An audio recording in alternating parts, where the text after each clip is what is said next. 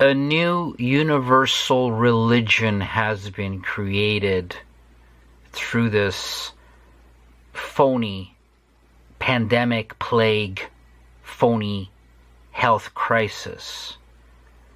And what we can definitely say is that the normie participates and accepts it, in fact, relishes in it, in fact, welcomes it, chooses it voluntarily, of their own volition. The normie needs this new religion and worships the fake pandemic. Worships this new paradigm, this new false reality. We can say, obviously, that the fake pandemic, the fake reality, exists only on television. It's presented on television, but it becomes reality in the mind of the normie. The normie needs to have this, and in control of the normie is not the normie themselves, but as we have discussed, and as you shouldn't already know, that in control of the normie is the Jew. You're in a false reality that the Jew has created through mass media, through all the institutions, through all the governments, through all the politicians, through all the teachers, through all the religious figures. Yes, your priest, your minister, all the way up to the Pope. Because all of them, all of the so-called leaders of every institution, every segment of life, they all work for the Jew.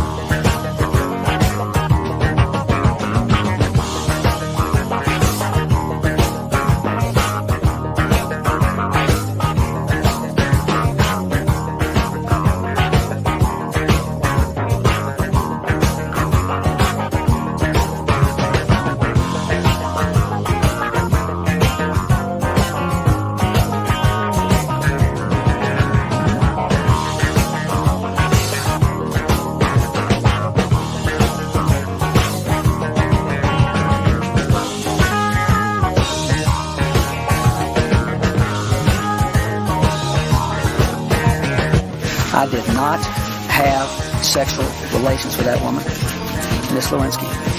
I never told anybody to lie, not a single time, never. These allegations are false. I take the fact that he develops weapons of mass destruction very seriously. I call upon all nations to do everything they can to stop these terrorist killers. Thank you. Now watch this drive. What did Iraq have to do with what? The attack on the World Trade Center. Nothing. My great uncle, who was a very young man serving in World War II. He was part of the 89th Infantry Division, the first Americans to reach a concentration camp. Our fellow Americans. Right now, the COVID-19 vaccines are available to millions of Americans. And soon, they will be available to everyone. The science is clear. These vaccines will protect you and those you love from this dangerous and deadly disease. They could save your life. So we urge you to get vaccinated when it's available to you. That's the first step to ending the pandemic and moving our country forward. It's up to you. people keep on learning. Soldiers keep on warring. World keep on turning. 'Cause it won't be too long.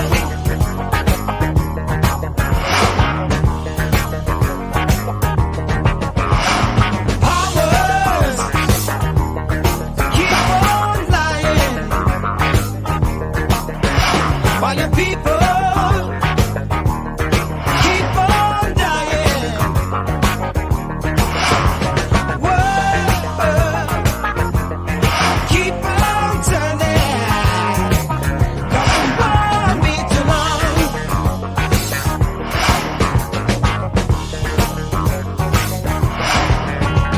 I'm so darn glad it let me try it again. 'Cause my last time on earth I lived the whole world of sin. I'm so glad that I know more than I knew then. Gonna keep on trying till I reach the highest ground.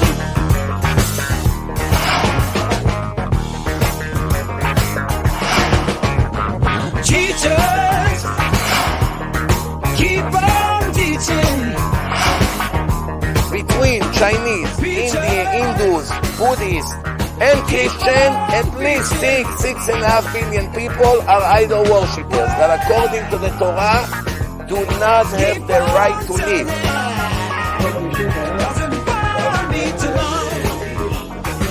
But there is such a concept in Jewish laws as any population, and under very, very specific circumstances, according to various rabbinic opinions, it would be seemingly permissible to kill children.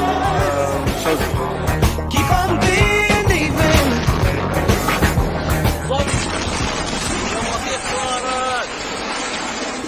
All of this. What do you expect me to do? Fix it? I'm only 10. I can't even do anything this morning.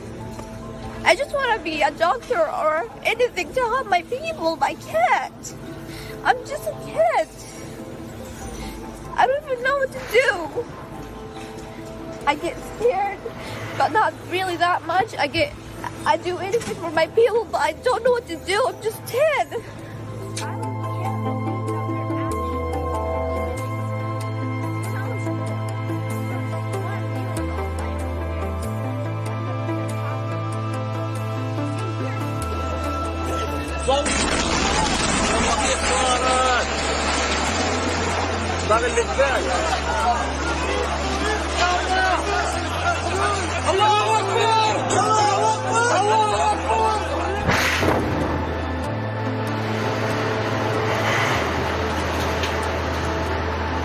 Listen to them and kill them. It's not fair. It's not fair.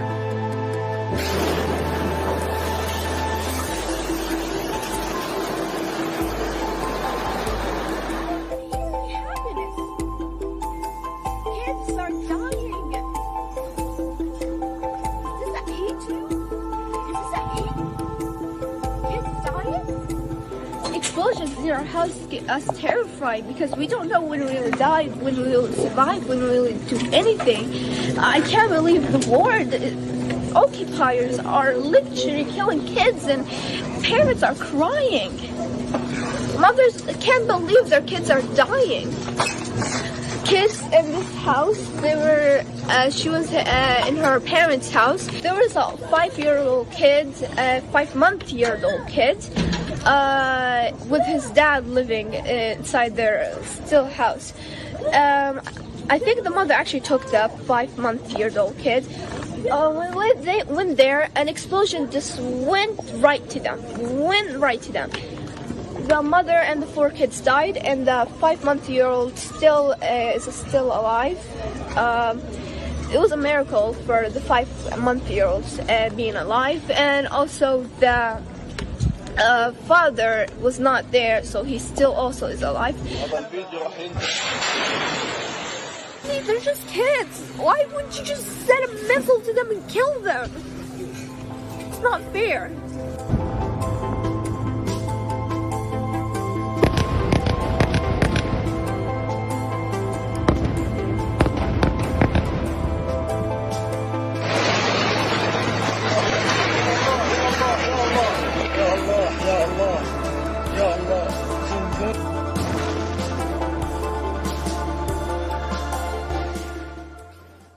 that there's a mitzvah and a command to wipe out from among all the descendants of Esav, descendants of Amalek, male and female, young and old.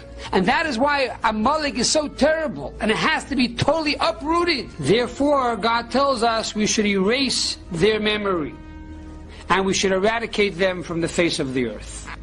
Who is Amalek? Amalek comes from Esav. Esav was a brother to Jacob. Esav, who in modern day terms is really basically, certainly one of them is America. Esav became Edom, which is a nation. Edom became Rome. Instead of it being Rome, it became Christianity. Christianity, of course, ultimately became Western civilization. So Esav today is really Western civilization. But the new Rome, the United States. But the new Rome. Esav is Europe, the United States. The throne of God is incomplete until we destroy Amalek. Any nation that has that religion can be considered Esav. The audacity, the chutzpah, to destroy Amalek and to cut off the offsprings of the nation of Amalek. I have the high privilege and distinct honor of presenting to you the Prime Minister of Israel, His Excellency Benjamin Netanyahu. I want to thank you, Democrats and Republicans, for your common support for Israel, year after year, decade after decade.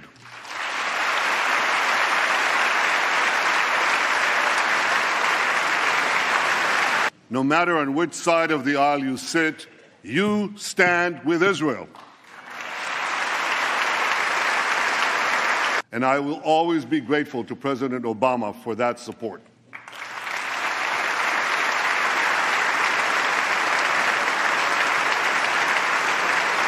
This Capitol Dome helped build our Iron Dome. My country, Israel, the one and only Jewish state. If Iran wants to be treated like a normal country, let it act like a normal country. I know that America stands with Israel. I know that you stand with Israel.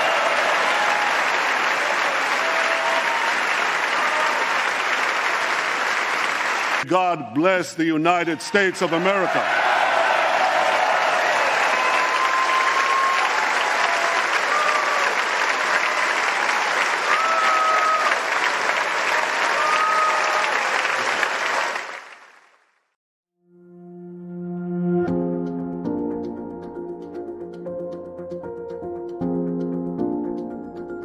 America is a golden calf, and we will suck it dry, chop it up and sell it off piece by piece until there is nothing left but the world's biggest welfare state that we will create and control.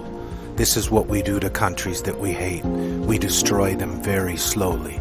Benjamin Netanyahu, Jerusalem, 1990.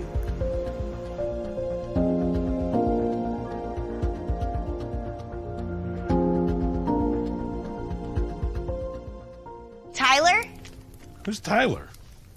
Seth, it's Saturday. Tyler's my Shabbos goy. Wow. It's beautiful. Can we have Tyler preheat the oven before he leaves? Already done. Wow. That's some goy. And I'll tell you something else. I was in Israel right before the pandemic, and as I was walking down the street, when people knew I was American, they would say to me, make sure you keep Trump. And one more quick story, and then I got some more questions for you, is that the yarmulkes on your head, they're selling Trump ones everywhere in Israel before the election. That's right. Just I heard that. Oh, I got some. I got a few in my house. And I actually said to one of the vendors, I said, excuse me, this was just as a joke. I said, do you guys sell the Biden ones also? And they just laughed. They just laughed, and they thought it was hysterical because they said, no, we don't want that guy in office. Mr. President. Well, you know, the biggest change I've seen in Congress is Israel literally owned Congress. You understand that 10 years ago, 15 years ago. And it was so powerful. It was so powerful. And today it's almost the opposite. You have between AOC and Omar and these people that hate Israel. They hate it with a passion. They're controlling Congress, and Israel is not a force in Congress anymore. It's just amazing. I've never seen such a change. And we're not talking about over a very long period of time. But I think you know exactly what I'm saying. They had such power. Israel had such power, and rightfully, over Congress, and now it doesn't. It's incredible, actually. It's an honor to be here with the first Jewish president of the United States. When I was a young senator, I say, if I were a Jew, I'd be a Zionist. I am a Zionist. You don't have to be a Jew to be a Zionist. You know what? If I could make an arrangement where I had a stand-in, a front man or front woman, and they had an earpiece in, and I was just in my basement in my sweats, looking through the stuff, and then I could sort of deliver the lines, but somebody else was doing all the talking and ceremony. Many of us are frustrated with the nearly 80 million Americans who are still not vaccinated, even though the vaccine is safe, effective, and free. We've been patient, but our patience is wearing thin, and your refusal has cost all of us.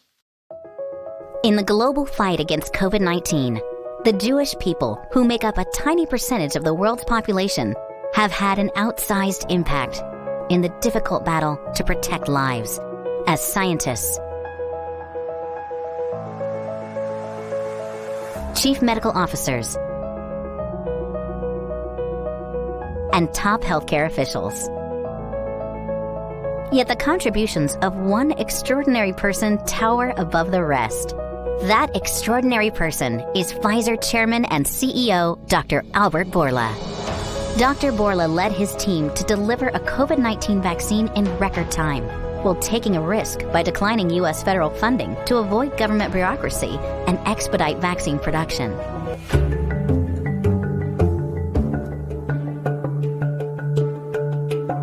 A child of Holocaust survivors from a Greek-Jewish community destroyed by the Nazis, he's proud of his Jewish heritage, is active in Holocaust remembrance and education, and a strong supporter of Israel, which was the first country outside the U.S. to receive the Pfizer vaccine and the antiviral pill.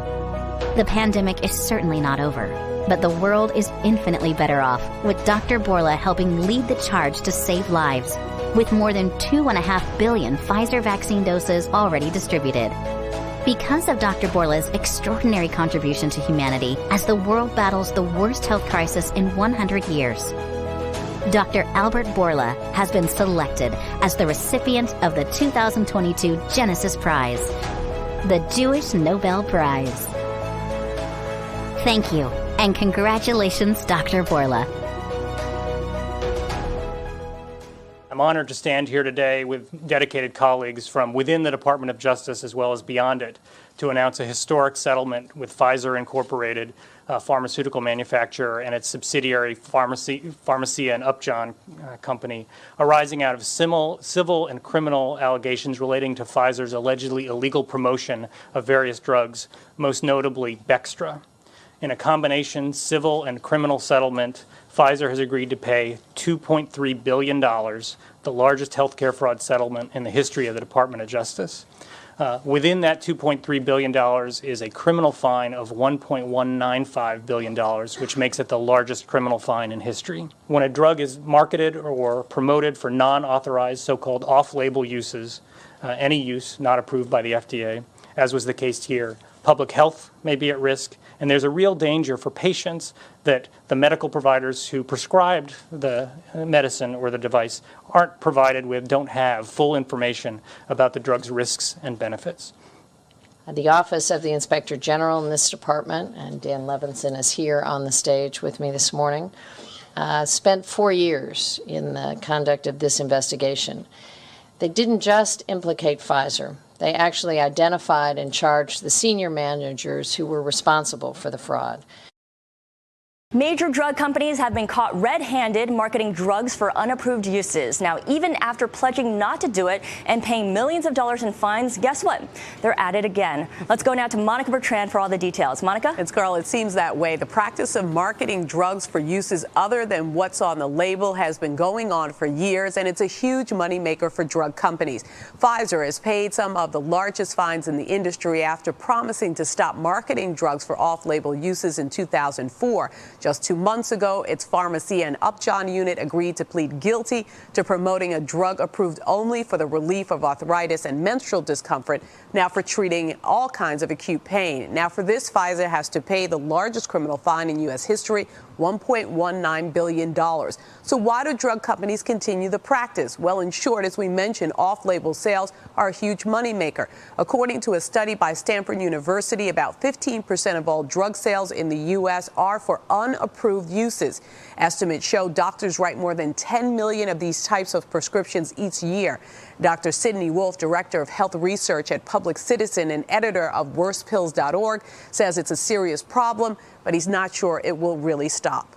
It is dangerous, maybe not in every instance, but I would say in the majority of instances, people have been injured or killed as a result of illegal off-label promotion. Unfortunately, the companies are making so much money off of the illegal promotion that when they pay only a fraction of what they made in these penalties, they just keep doing it.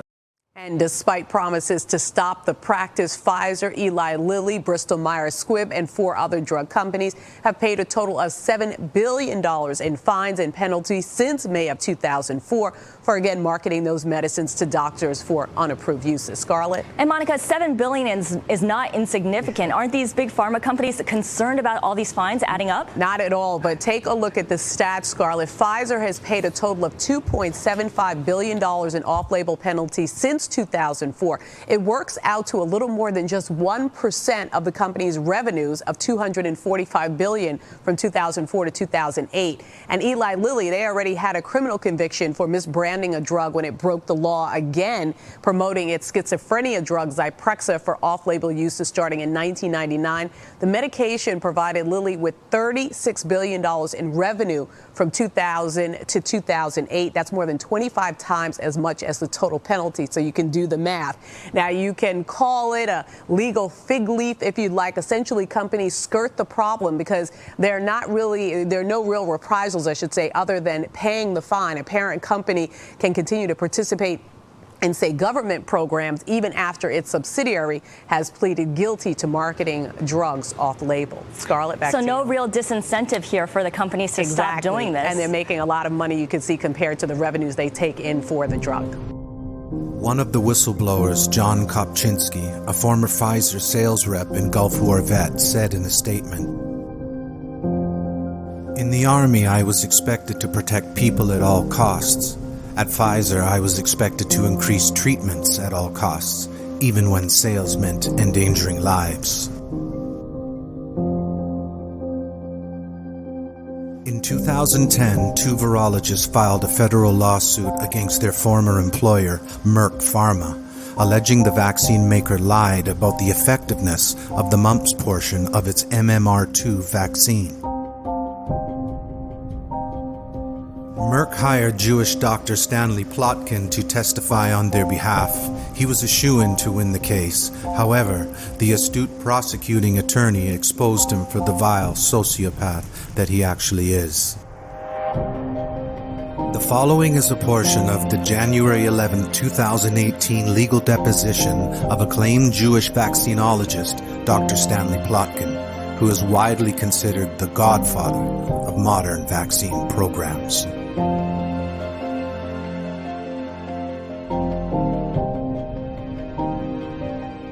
Have you ever used the mentally handicapped to study an experimental vaccine? What I'm saying is I don't recall specifically having done that, but that in the 1960s it was not unusual to do that, and I wouldn't deny that I may have done so. There's an article entitled Attenuation of RA 27.3 Rubella Virus in WI38 Human Diploid Cells. Are you familiar with that article? Yes. In that article, one of the things it says 13 seronegative, mentally retarded children were given RA 27.3 vaccine. Okay, well, then that's, in that case, that's what I did. Okay. Have you ever expressed that it's better to perform experiments on those less likely to be able to contribute to society, such as children with handicap, than with children without or adults without handicaps? I don't remember specifically, but it's possible. Do you remember ever writing to the editor of Ethics on Human Experimentation? I don't remember specifically, but I may well have. Okay. I'm going to hand you what's marked as Exhibit 43. Do you recognize this letter you wrote to the editor? Yes. Okay. Did you write this letter? Yes. Okay. Is one of the things you wrote, the question is whether we are to have experiments performed on fully functioning adults and on children who are potentially contributors to society, or to perform initial studies in children and adults who are human in form but not in social potential. Yes. Have you ever used babies of mothers in prison to study an experimental vaccine? Yes. Have you ever used individuals under colonial rule to study an experimental vaccine? Yes. Okay. Did you do so in the Belgian Congo? Yes. Did that experiment involve almost 1 million people? Well, all right. Yes. Okay. Did you ever visit what was the Belgian Congo and Urundi? Yes. How many times? Once. Jewish professor Sir John Bell is president of the Academy of Medical Sciences and Regius Professor of Medicine at Oxford University. He is a member of the Bill and Melinda Gates Foundation Scientific Advisory Committee.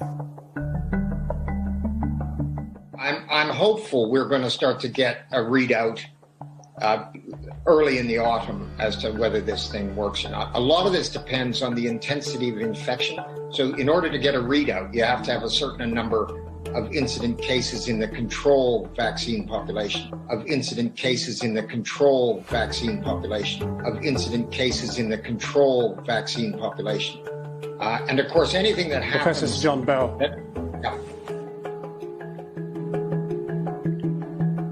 mRNA vaccines create spike proteins in the body. These proteins require a pathway to the ACE2 receptors that most of us have in order to generate the so-called antibody.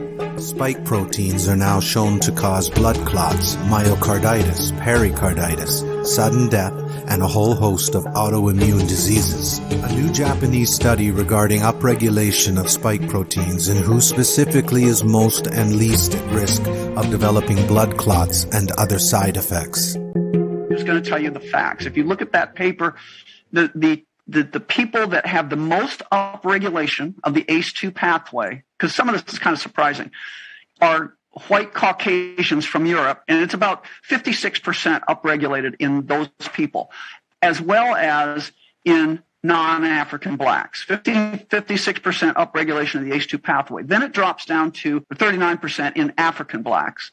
And then it drops way down to 10% upregulation in Asians. And then it drops down to 0. And the 0 upregulation are two groups, the Amish and the Ashkenazi Jews, and the Ashkenazi Jews, and the Ashkenazi Jews. There it is. I mean, I'm throwing that out. You can just, that's the fact. I think the opposite is true. They were looking at the science, misinterpreting it, and then drawing conclusions that meant, oh, we should put masks on all of our children. Well, countries like Sweden didn't put the children in masks at all. The children didn't get sick and die, neither did the teachers, and yet the conclusions we drew from the CDC, I think, were incorrect and have led to a great deal of setbacks for our children. But you're right, the biggest error they made was not acknowledging that once you've had COVID, you have immunity and that it's protective. By not acknowledging that, they've been pushing 4 or 5 boosters. They've been saying that 2-year-old children need to have boosters. There's no truth to that. There is no evidence. I asked Dr. Fauci this in committee. There's no evidence that a booster for a child protects transmission, hospitalization, or death. The only thing a booster does is your child will make antibodies to a booster, but there's no evidence that it's of any benefit to your child to get a booster. We've known since the beginning of time. Look, if you ask Dr. Fauci, there's a clip of him from 2006 where a mother says, my son has had the flu. Does he need to take a flu vaccine? And Dr. Fauci correctly responds, no, if you've had the virus, that's the best inoculation ever. It's better than a vaccine. That's what he said in 2006. That's still true. We don't want to get COVID, but if you've already had COVID, you have been inoculated. It has a great deal of protective effect. It's more than twice the protective effect of a vaccine, and all of the studies show that it's long-lasting. But because they don't acknowledge this and they don't study this, they keep going blindly on to more and more vaccines. You've got to have foreign vaccines. What I want to know is, if you've had it, what is your risk? It turns out your risk of going to the hospital is 57 times less than somebody who hasn't had it. It's very protective, but until they acknowledge that, as long as they ignore that science, they're not being honest with the American public, and no amount of overall the CDC will work if they're not honest about the scientific data. It's the same guy. It's the same guy who also was complicit with these doctors who wrote to Lancet, the journal, and said, oh, it's a conspiracy theory to say that this came from the lab. I think this is the biggest cover-up in modern medicine, and when we get to the bottom of it, when we take over the Senate and we take over the House, we will investigate the origins of this, because it's serious. There are labs around the world doing experiments on viruses that have 50% mortality, trying to make them more transmissible, to trying to make them aerosolized, trying to make them more infectious. This is a death wish for humanity, and we must do something about it. And Dr. Fauci's at the very origins of this, because he funded the research and then he denied it was gain of function. But I had a panel of 3 prominent scientists come to Congress about 3 weeks ago, and they acknowledged that this was gain of function, and it hasn't been honest, that Dr. Fauci has not been honest with the American people. The Jew introduces a challenging false paradigm, as they have with this corona baloney scamdemic convid hoax. They have really activated mental illness within the population of the world, of the entire world. And they keep this false reality going. The politicians keep it going. The administration, the institutions of every type keep it going, and the media, of course, keep it going and going constantly, incessantly, without stopping. Just recently, you and your wife got your shot, your first shot, on her birthday of all days. Did you feel a sense of relief and joy? Getting that shot really was an amazing feeling. It hits you. Did you cry? I cry at, I cry at movies. I didn't cry at the shot, but it was a moment where you realize, okay, this is it. And it wasn't so much because I felt that I'm at high risk, because we're being careful and I'm healthy and I'm young and all that. But at the same time, it's knowing that each of us doing our part is getting through this, because we don't get through this unless the vast majority of the population gets that first shot, and then a few months later gets that second shot.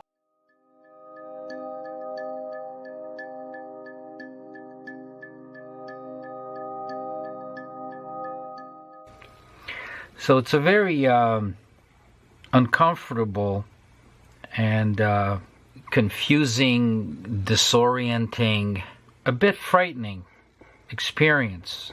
I also want to deal with the concept of evil, and evil can be easily thrown around, but I think it's too facile of a word, of a term to use to describe what we're seeing, because I always thought that evil was nothing more than mental illness. It's actually, in my findings, one and the same with mental illness. The only thing that varies is the quality and the quantity of this mental illness, how it manifests itself in terms of quality and quantity, which results in the severity and the egregiousness of the mental illness, of the behavior which we call evil. You got a chicken brain, all right? You got a chicken brain. Smile. Say hello to your sister. Open that bird like garbage. And who you are? It's not your place. Go away.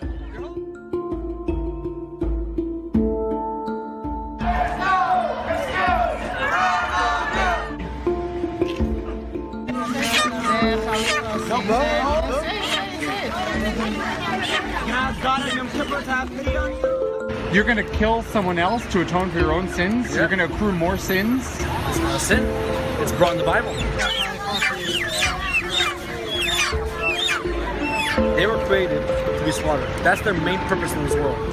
I know that each time you hold a chicken by its wings, it's very calm.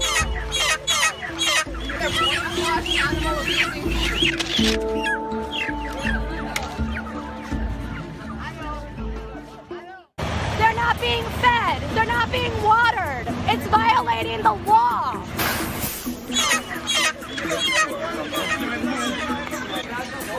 It's really painful for them.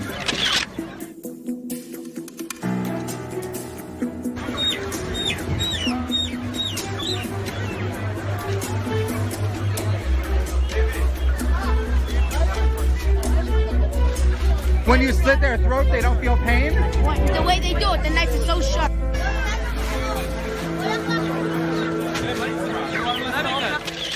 Open your eyes!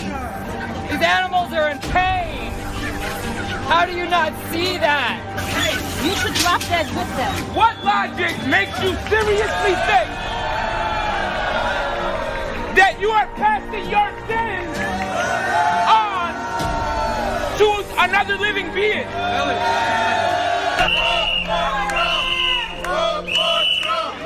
Have you any idea the cruelty you're inflicting upon these animals? Fuck off!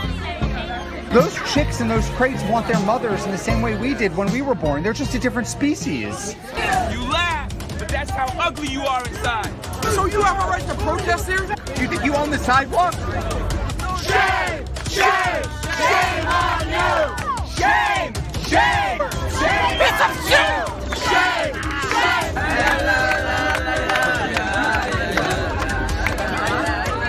This is our mitzvah. Yeah. This is our mitzvah. Sticking up for animals. Sticking up for animals. It's crazy. It's crazy. How you make videos? Come on. Do you think they're hungry in those crates? I said that. No need to work yourself up. It's all good. You don't stop me from chickens. Back up. Do me a favor. Say hello. Say hello. Say hello. Say hello. I want the world to see what sick shit is going on the public streets of Brooklyn illegally. Yeah. You're an asshole, buddy. Get away from me. Get away from me. You touched me first. What's so funny? Why can't you just use money? No one gets hurt. Pay me and I will not do that. You have the power to put a stop to this, ma'am. Imagine their suffering in those crates.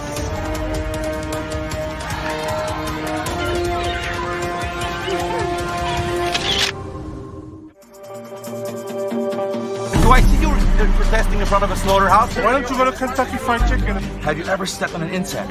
Go to McDonald's. What about McDonald's?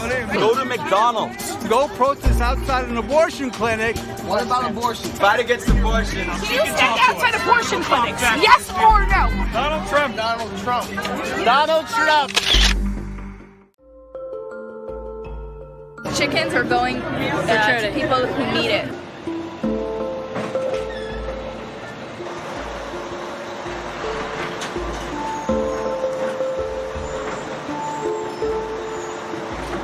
I don't understand why you need to kill a chicken when you could be using money instead for the same exact practice. If there's a better way, it makes sense to choose the better way.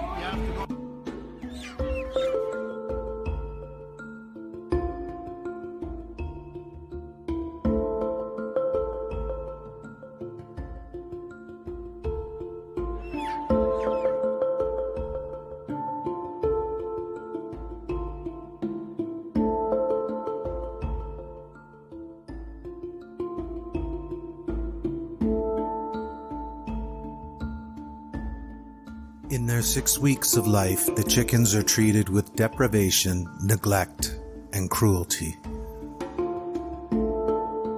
Elected officials turn a blind eye to the 15 laws that are broken because ultra-Orthodox Jewish communities vote in blocks. The Jews have a disproportionate number of mental defectives, idiots, and imbeciles. It is well known that a large percentage of neurasthenics and neurotics are Jews. In Europe, blindness, deafmutism, idiocy, and insanity are up to 5 times as frequent among Jews as among Gentiles. Dr. Maurice Fishberg, Eugenic Factors in Jewish Life, 1917.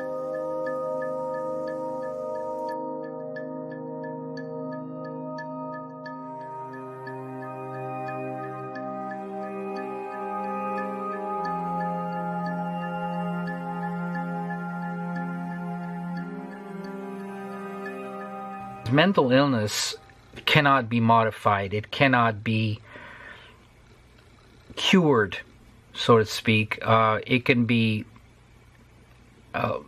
controlled. A lot of people are controlling it only through pharmaceuticals, and there's many reasons for that. The main reason is that it's very lucrative.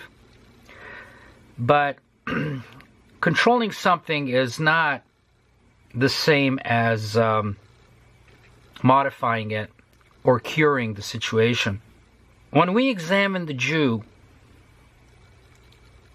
I think, again, it's too superficial and too cursory to call the Jew evil. Mainly because what we consider as evil is considered by the Jew as normal functioning for the Jew. Actually virtuous for the Jew. What is it that we see as evil? What we are actually seeing is, as I discovered early on, decades ago, that what we are actually witnessing and experiencing and maybe tormented by is mental illness. And I've always believed that the Jew is mentally ill through genetics, possibly inbreeding, most likely.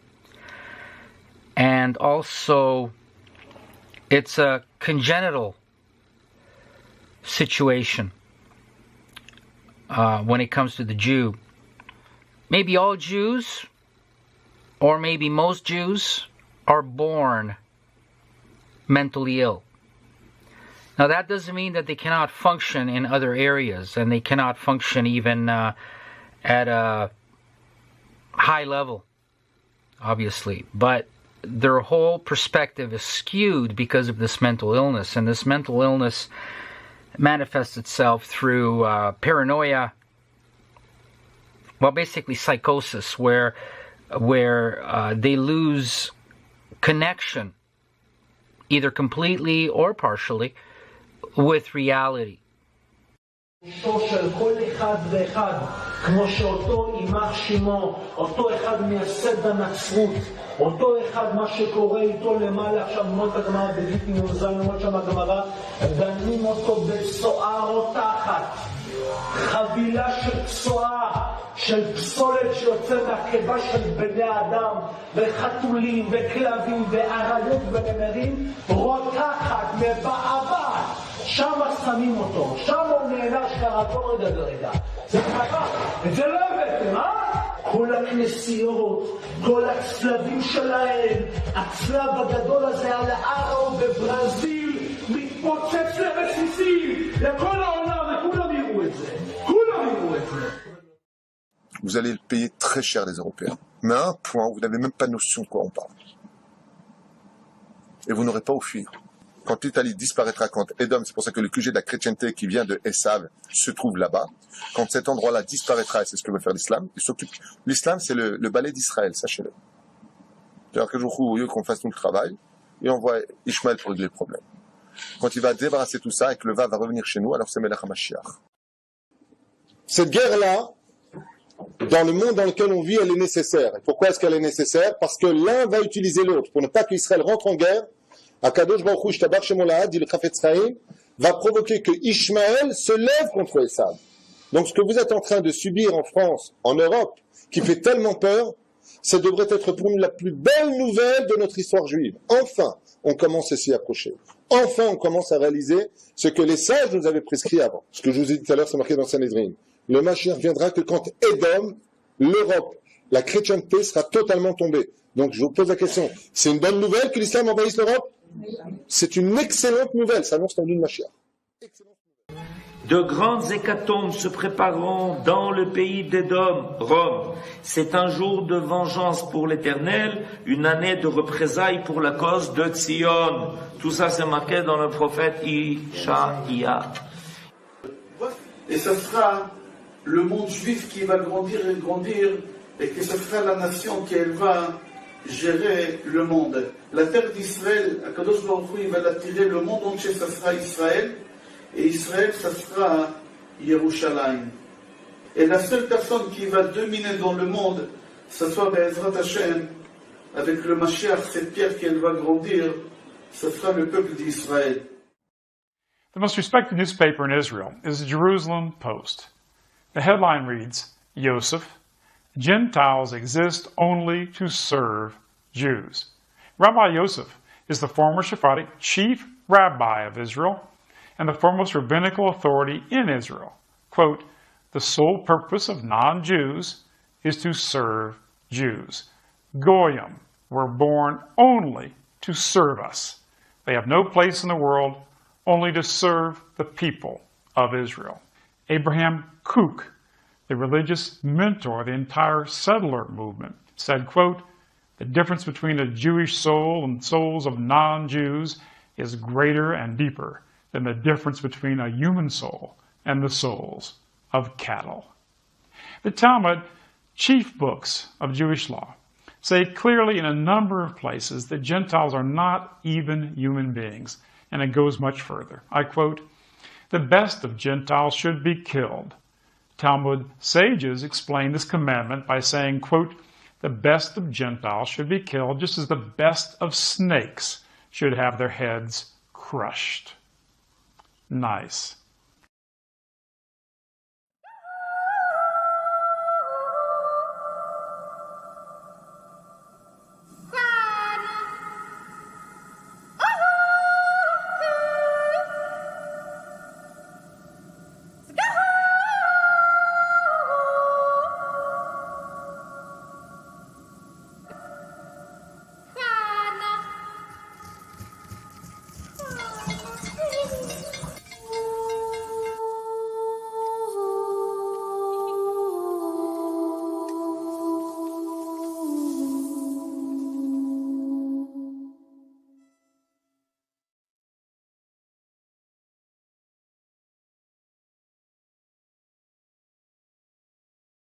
Workers electrically prod terrified cows into a squeeze box where they chain them by 2 legs.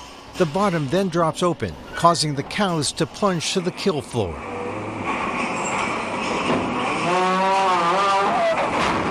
Workers then hoist the struggling cows by their chained legs and swing them into place. To wrestle the cows' heads into position, workers grab them by the nose with a metal hook and pin their heads to the floor with a sharp pronged tool called a devil's fork. Using the devil's fork, they wrench the cows' heads back, exposing their throats for the ritual slaughter cut.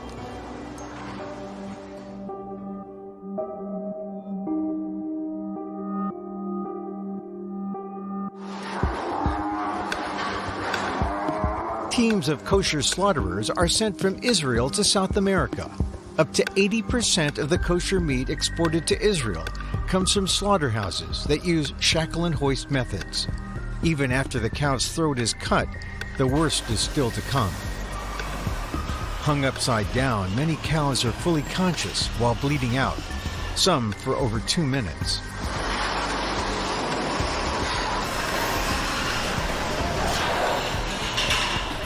But workers start cutting into them, despite the fact that they can still feel pain.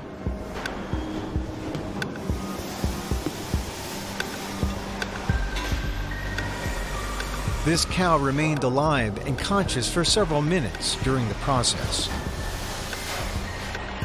One worker plunges a spike called a puntilla into the back of the head to sever the spine. But this just paralyzes them and doesn't kill them or render them unconscious.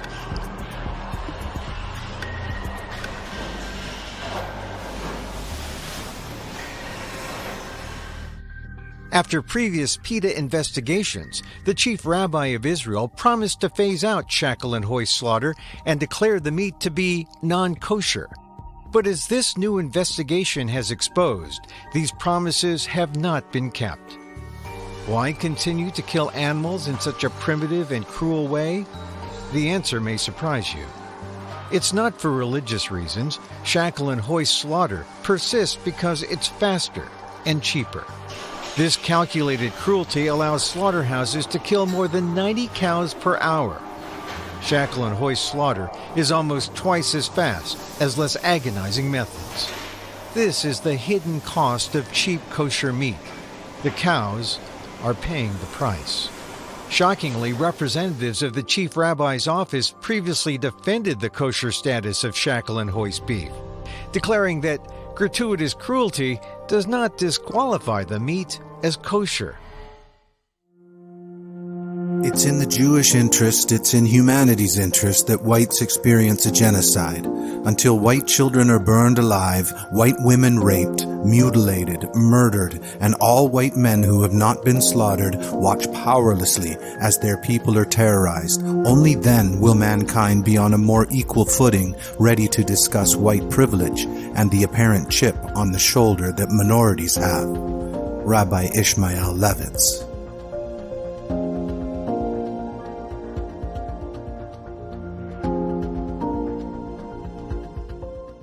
Donc pour ce faire, il faut tout simplement supprimer les frontières, détruire les nations, détruire les races, détruire les religions. Autrefois, au XIXe siècle, ce projet était incarné par le projet communiste. On sait que Karl Marx, qui était à l'initiative de ce grand projet communiste, était lui-même d'une famille juive. Aujourd'hui, on nous parle de l'homme enceint, on nous parle du transgenre, on nous dit que l'identité sexuelle n'est pas innée, mais elle s'acquiert. Donc ce n'est pas du tout le fruit du hasard, on retrouve toujours cette obsession égalitariste, ce fanatisme égalitaire qui entend anéantir, détruire toute différence, araser toute spécificité, tout particularisme, toute tradition chez les êtres humains. Mais quand tout sera détruit, qu'est-ce qu'il restera? Eh bien, il restera les Juifs, qui eux auront conservé leur spécificité, leur culture, leur tradition, et qui seront, paraît-il, à ce moment-là, selon eux, reconnus par tout le monde comme le peuple élu de Dieu. Voilà leur projet. So there's a second thing in that black box. An unrelenting stream of immigration. Non-stop. Non-stop. Folks like me who were Caucasian of European descent, for the first time in 2017, will be in an absolute minority in the United States of America. Absolute minority. Fewer than 50% of the people in America, from then and on, will be white European stock. That's not a bad thing. It's very clear that the Jews want to exterminate the European race. Richard Coudenhove Kalergi, who is the father of the European Union and who was funded by the Jewish bankers Rothschild and Warburg. Now, this man wrote a book called Praktischer Idealismus in 1925, in which he stated that the Jews are a master race and that the Jews can only assume the throne of rule over the world by weakening the European race, and that the means to weakening the European race would be to dissolve all the European nations, destroy all their cultural heritage and their national traditions, and replace that with the European Union, and then to invite in Africans, Middle Easterners, and Asians to dilute the blood of Europeans through miscegenation to the point where they became a degenerate mixed race. And then at that point, these people would no longer have any sense of nationhood, and the ancient Jewish messianic prophecies of world rule out of Jerusalem, with Jews maintaining their nationhood and their national status. It would fulfill the Jewish messianic prophecies that the Jews could then rule the world, and this was completely in line with what Nikolai had written in 1917 and has manifested itself recently with the invasion of immigrants from Africa, from the Middle East, and from Asia into Europe, America, and Australia. And they are deliberately setting about to genocide the white race and destroy all sense of nationhood and of national heritage and national culture in each of our nations. I speak of the death of the white race, the complete removal of all means of reproduction of the so-called Aryan race. Men, we now control the destiny of this race. It is now time to make sure the white race becomes extinct through miscegenation and having a virtually zero birth rate. We have all enjoyed the vision repeated all over this world every day of the last white children playing with little dark children and knowing that they are being set up for their eventual destruction. We can ruin the ancient pure bloodline of an Aryan child by convincing him or her of the altruism of begetting interracial children. We must expose the race mixing of the urban centers to the suburbs and rural areas of this country. Abe Foxman, ADL President, August 25, 1998, New York. The goal of abolishing the white race is, on its face, so desirable that some may find it hard to believe that it could incur any opposition other than from committed white supremacists. Make no mistake about it. We intend to keep bashing the white dead males and the live ones and the females too, until the social construct known as the white race is destroyed. Noel Ignatieff, Harvard professor, 2002. Forbid the whites to mate with whites. The white woman must cohabit with members of the dark races, the white men with black women. Thus the white race will disappear. Our race will rule undisputed over the world. Our superior intelligence will easily enable us to retain mastery over a world of dark peoples. Rabbi Emanuel Rabinovich, Council of European Rabbis, Budapest, 1952. It is true, unfortunately, and I think this needs to be frankly admitted by Jews all over the world, that there are, without doubt, Jews involved in those movements and those organizations, very often NGOs, etc., who promote this phenomenon of third world immigration into the Western countries. One of them is Barbara Spector, a former American who made Aliyah and then 10 years ago, with the help of the government of Sweden, set up a non-denominational institute of Jewish learning with the Greek name of Paideia, here in Stockholm. She believes the current wave of anti-Semitism in Sweden will pass and that Jews have an important role to play in a country undergoing profound change. I think there's a resurgence of anti-Semitism because at this point in time, Europe has not yet learned how to be multicultural. And I think we're going to be part of the throes of that transformation, which must take place. Europe is not going to be the monolithic societies that they once were in the last century. Jews are going to be at the center of that. It's a huge transformation for Europe to make. They are now going into a multicultural mode, and Jews will be resented because of our leading role. But without that leading role and without that transformation, Europe will not survive. Barbara Spector and husband Rabbi Philip Spector moved to Sweden in 1999. She established the Paideia Institute in 2001 using taxpayer funds. She admitted her goal isn't to help migrants and refugees acclimate, adjust, and assimilate to Swedish culture. Her mission is to ensure and establish Talmudic Jewish supremacy, which is the Kalergi Plan. Make no mistake, her goal is to destroy Sweden, Europe, and Christian nations by weakening the bloodline of white Europeans. Remember, Ishmael is the broom for Israel.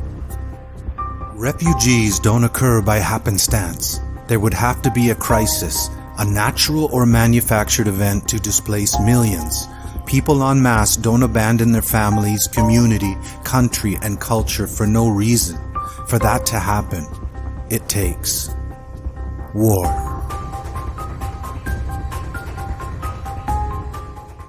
In the Zohar HaKadosh, you will find there an extraordinary information. There will be two big buildings in the land of Edom, which today we relate the word Edom to America. And those are the biggest, the tallest buildings in the world. And they will be brought down completely. And that will be the sign of the beginning of tremendous wars that will end only in the coming of the Mashiach. 1 week before, one of the great rabbis in Israel, a Hasidic rabbi, he came with some people, some of his disciples in the car, and they were coming towards the evening. He didn't want to lose the time of mincha, the prayer of the afternoon. So he said, please, can you stop right here? I want to daven, I want to pray mincha here. They prayed mincha with minyan in front of everybody passing in Manhattan. Where?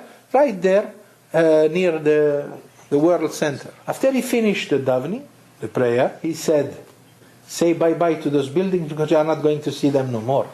Say bye-bye to those buildings because you are not going to see them no more. It's common knowledge Israeli Mossad and the CIA are behind the 9/11 terror attacks. Francesco Cossiga, President of Italy. I would argue that if you really want to know what's happening with Middle Eastern policy, then you must read Oded Yanan's A Strategy for Israel in the 1980s. Now, in that document, which is pretty much being played out to a T right now and has been for many years, there were serious objectives for Israel. And Israel's main objectives were to expand and grow in line with the Greater Israel Project. And in order for it to do that, there would need to be an excuse to justify the expansion of Israel. And in order to do that, we would have to sow the seeds of sectarian hatred and violence in the region. The number one target of this plan was Iraq. We've achieved that. That's not a failure. That's actually a success. Iraq is a failed state largely. It is an absolute basket case. Sectarian hatred is absolutely insane. We see the beheadings and all of this madness, and we think it's a disaster. No, it's not at all. In fact, it's all part of the plan to break up Iraq into 3 different states. When we look at Syria, we also find that the goal is once again the same thing: sow the seeds of sectarian hatred and basically turn that nation into a basket case. This is happening according to plan as well. Now, ISIS, funny enough, could stand for the Israeli Secret Intelligence Service. Many people are seeing the very big benefits to the state of Israel, the so-called Jewish state of Israel, by the breakup and the balkanization of the surrounding states. So actually, if you believe what's being told to you, and I just don't know why anyone would believe anything that comes out of the mouth of virtually any Western leader, whether it be Obama or Bush or any of the rest of them, all of these people are nothing but patent liars, and everything they say is pretty much the opposite of the truth.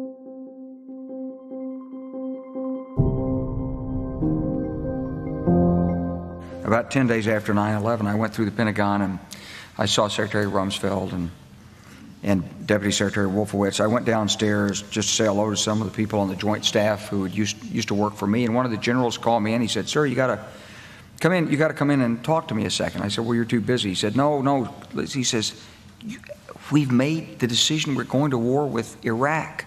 This was on or about the 20th of September. I said, "We're going to war with Iraq. Why?" He said, "I don't know." He said, "I guess they don't know what else to do." So I said, "Well, did they find some information connecting Saddam to Al-Qaeda?" He said, No. He says, "There's nothing new that way. They just made the decision to go to war with Iraq." He said, "I guess it's like we don't know what to do about terrorists, but we've got a good military and we can take down governments." And he said, "I guess if the only tool you have is a hammer, every problem has to look like a nail." So I came back to see him a few weeks later, and by that time we were bombing in Afghanistan. I said, "Are we still going to war with Iraq?" And he said, "Oh, it's worse than that."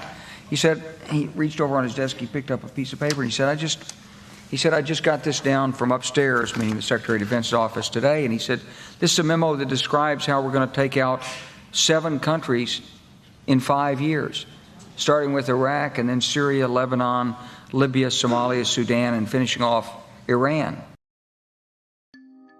Hillary Clinton, unaware the camera was still rolling, laughs at the brutal assassination of Libyan President Muammar Gaddafi, October 11th, 2011. We came we saw, he died. Did it have anything to do with your visit? No, oh, I'm sure it did. The wealthy Jews rule the world. The fate of the governments lies in their hands. They start wars between countries, and when they wish, the governments make peace. When the wealthy Jews sing, the nations and their leaders dance along, and meanwhile, the Jews get richer. Theodor Herzl, the father of Jewish Zionism.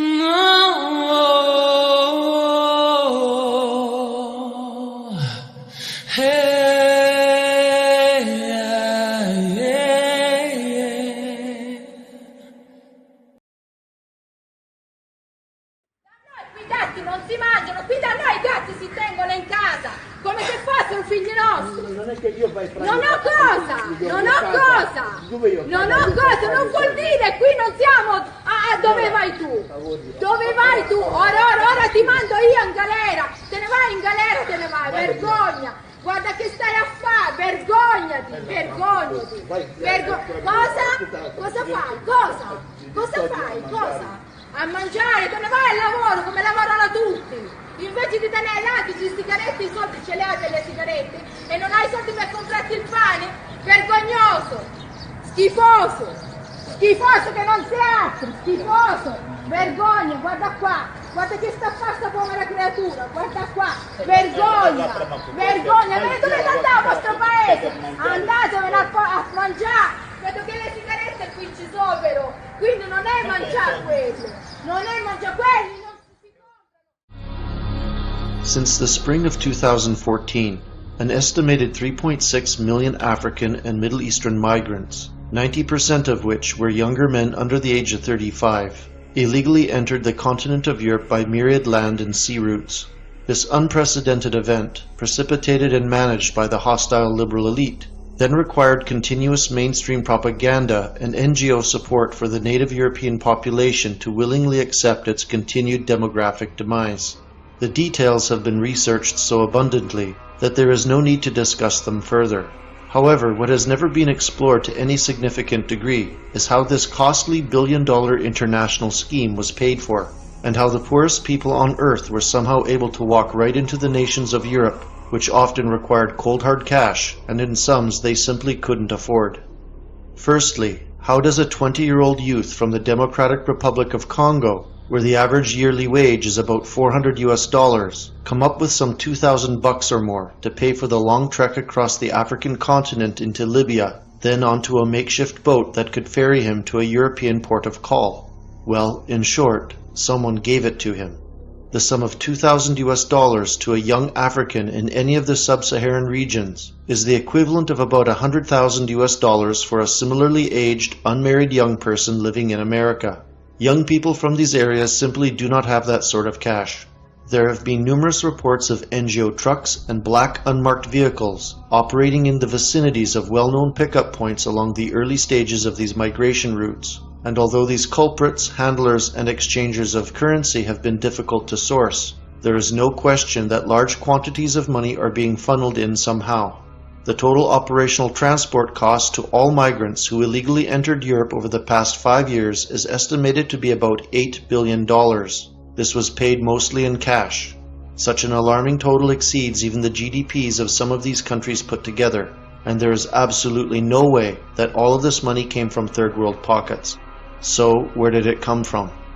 About a year ago, the infamous globalist hegemon, George Soros, admitted to divesting some $18 billion of net worth into a number of his NGO platforms, and in particular, the Open Society Foundation, which is the umbrella entity or Politburo that operates hundreds of globalizing progressive organizations that now encircle the planet. This had been done over the previous 2-year period. The money essentially disappeared for all intents and purposes, as no one cared to audit the so-called charity, and it had become so vast that no one would have even known where to begin. This largesse would have no doubt been enough to cover monies owed at the ground level for the operational costs of the migrant flooding of Europe, although the NGOs supporting this already had the existing financial flexibility to aid in the day-to-day movement of migrants, including the use of modern transport vessels sailing in the Mediterranean, many of which, interestingly, owning Israeli shipping registrations. When we're talking about offshore money, when we're talking about political subversion, when we're talking about collusion, I wonder whether we're looking in the wrong place. And I say that because George Soros recently gave Open Society, his organisation, which of course campaigns for free movement of peoples and supports supranational structures like the European Union, he recently gave it $18 billion. And his influence here and in Brussels is truly extraordinary. Open Society boast that they had 42 meetings last year with the European Commission. They've even published a book of reliable friends in the European Parliament, and there are 226 names on that list, including yours, sir. I thought you'd find this interesting. We even had last week Mr. Verhofstadt lobbying on behalf of Mr. Soros at the Conference of Presidents in a battle that is going on with Viktor Orban, the Prime Minister of Hungary. If we're going to have a debate, and we're going to talk about full political and financial transparency, well, let's do it. So I should be writing today to all 226 of you, asking some pretty fair questions. Have you ever received funds, directly or indirectly, from Open Society? How many of their events have you attended? Could you please give us a list of the meetings of all the representatives, including George Soros yourself? And I think this Parliament should now set up a special committee to look into all of this. And I say that because I fear we could be looking at the biggest level of international political collusion in history.